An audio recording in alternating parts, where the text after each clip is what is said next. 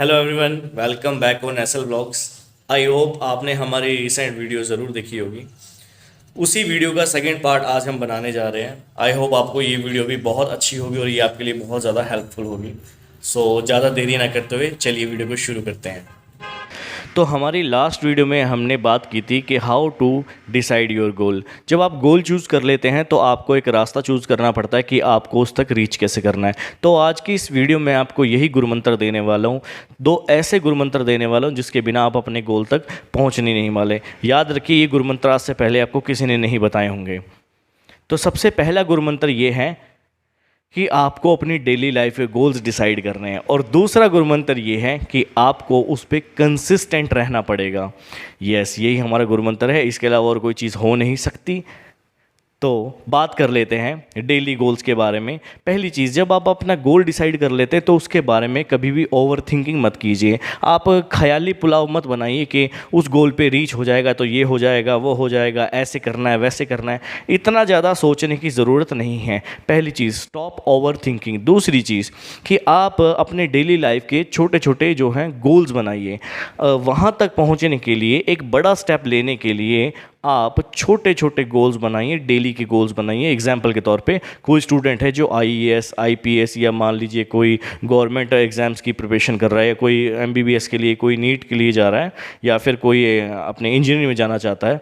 तो ऐसे गोल्स को आप रीच करने के लिए, अब ये एक दिन का खेल तो नहीं है कि आज आपने सोचा और परसों आप बन गए।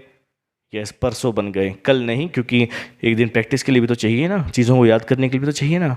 तो परसों की हम बात करेंगे। तो ऐसा नहीं है कि आज आप सोचते हैं और परसों आप बनते हैं। स्पेशली आपको करना क्या पड़ेगा, आपके लिए, हमको पता है कि हमारे पास इतनी बुक्स हैं, हमें डेली का इतने लेसन हमको पढ़ने पड़ेंगे। अब आप क्या कीजिए, आप डेली का एक टारगेट डिसाइड कीजिए कि आपको कंसिस्टेंटली बिना रुके रोज़ आपको क्या करना है। एक पेज या एक लेसन या आधा लेसन, जैसा भी आपने मैपिंग की हुई है उसके अकॉर्डिंग आप उसको स्टडी करेंगे।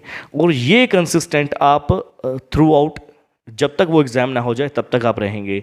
मैंने बहुत सारे स्टूडेंट्स को, बहुत सारे लोगों को ये चीज़ कहते हुए सुना है कि एग्ज़ाम से जस्ट पहले आप बिल्कुल भी मत पढ़िए। मैं ये कहूँगा कि according to my personal experience, आप इस चीज़ को मत मानिए कि आपको एग्ज़ाम से जस्ट पहले बिल्कुल भी नहीं पढ़ना, एकदम रिलैक्स हो जाइए, ये हो जाइए, वो हो जाइए। मैं इन चीज़ों को मानता नहीं हूँ, क्योंकि अगर आप लास्ट टाइम पे भी आपने कुछ ज़्यादा ही इन चीज़ों को छोड़ के, इस तरफ से ध्यान हटा के आपने ज़्यादा ही मौज मस्ती कर दी है, तो वो आपका सारा ब्लैंक होने का पूरा पूरा चांस बना रहता है। तो अब आपको करना क्या है, पहली चीज़, आपके सिलेबस में आने वाली जितनी भी इम्पोर्टेंट डेट्स हैं, किसी का नाम है, कोई जगह है, उन सभी को आप एक पेज ले लीजिए और उस पेज पे आपको इसे लिखते हुए चलना है। याद रखिए, ये पेज हमेशा आपके फ्रंट डेस्क के फ्रंट पे रहेगा, जहाँ पर आप रोज़ स्टडी कर रहे हैं। तो अब आपको इसको चिपकाना नहीं है, आपको इसको बोर्ड के, पेपर बोर्ड के नीचे लगाना है, ताकि आप इसको और अपडेट कर सकें। दूसरी चीज़, एक ऐसा चार्ट या पेज प्रिपेयर करेंगे आप जिसमें जो चीज़ें स्टेबल हैं, जो चीज़ें चेंज नहीं हो रही, उनका नाम आप लिखते हुए चलेंगे। आगे बात कर लेते हैं। जब आपने कंसिस्टेंसी की बात की है, तब आपको ये भी समझना पड़ेगा कि पढ़ने का सही तरीका क्या है। आप जिन भी टीचर से बात सुनेंगे या किसी सीनियर से बात सुनेंगे जो उस चीज़ को क्रॉस कर चुका है, तो उन सभी को, वो सभी आपको एक चीज़ बोलेंगे कि 15 मिनट का ब्रेक लीजिए, कंसिस्टेंटली आधा घंटा, 45 मिनट्स, 1 घंटा पढ़िए। ये चीज़ें तब सही हैं जब आप अपना जहन, अपना पूरा माइंड, अपना पूरा फोकस कंटिन्यूसली उस 30 मिनट्स है तो 30 मिनट्स में ही अपना फोकस बना पाएँ।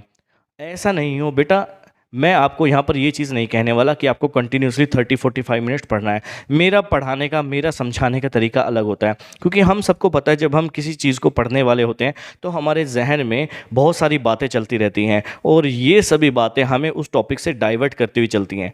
अब क्योंकि हम जो चीज़ पढ़ रहे हैं उसको हम कहीं ना कहीं डेली लाइफ में, या किसी पास्ट की कोई घटना के साथ, या कोई प्रेजेंट की घटना के साथ, या कोई करंट में जो चल रहा है अभी अभी जो आप कर रहे हैं करंट में, उसके साथ में वो रिलेट होती रहती है। इस वजह से कभी कभी क्या होता है, जब आप पढ़ रहे हैं तो आपको पता ही नहीं चलता कि आपका माइंड कैसे एकदम से डाइवर्ट हो गया और कैसे फोकस आपका उस चीज़ से हट गया है। तो मैं इसके लिए एक बहुत ही अच्छा सोल्यूशन लेके आया हूँ, आपको ध्यान देना है इस बात के ऊपर। आपको करना क्या है, आप इस बात को भूल जाइए कि आपको 10 मिनट का ब्रेक और 45 मिनट्स कंसिस्टेंटली पढ़ना है। आप ये कीजिए कि आपको जो है लगातार 15 मिनट बिना रुके, बिना ध्यान इधर उधर डाइवर्ट किए आपको उस चीज़ को स्टडी करना है जो भी आपके पास प्रेजेंट है, और उसमें जो इंपॉर्टेंट पॉइंट जो हैं उनको अंडरलाइन करते हुए चलेंगे या फिर कहीं लिखते हुए चलेंगे। लिखने में टाइम जा जाएगा तो बेटर आप हाईलाइट कीजिए या फिर अंडरलाइन कीजिए, और बहुत ज़्यादा इंपॉर्टेंट चीज़ों पे आप स्टार भी लगा सकते हैं।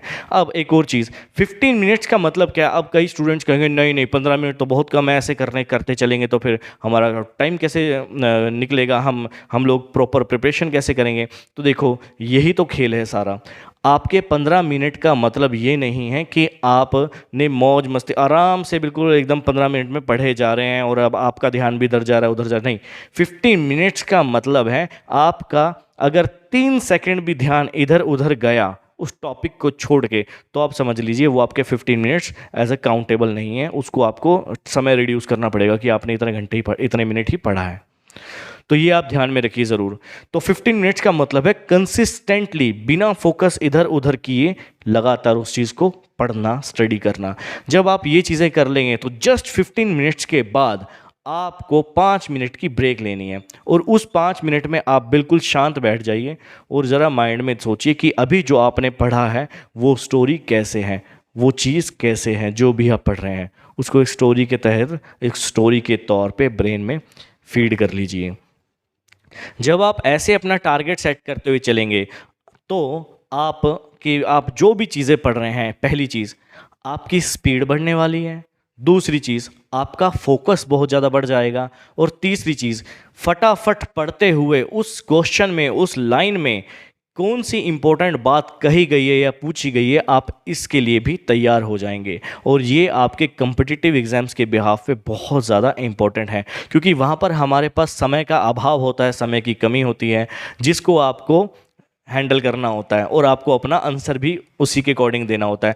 तो अपने आप को अगर आप रीच कर रहे हैं किसी गोल पे तो अपने आप को परफेक्ट तो बनाना पड़ेगा ना, वरना गोल पे पहुंचने के बाद भी अगर आप वही मिस्टेक्स कर रहे हैं तो दूसरे आपसे क्या सीखने वाले हैं। तो इन चीज़ों को आप ज़रूर से ज़रूर ध्यान में रखिए, और वीडियो अच्छी लगी हो तो इस वीडियो को ज़्यादा से ज़्यादा शेयर करें, ताकि इस वीडियो का फ़ायदा वो सब भी उठा सकें जो आपके ब्रदर सिस्टर हैं, जो कम्पिटिटिव एग्ज़ाम्स में जाने वाले हैं या फिर उस जाने की सोच रहे हैं, या फिर जिनका लाइफ में कोई गोल है।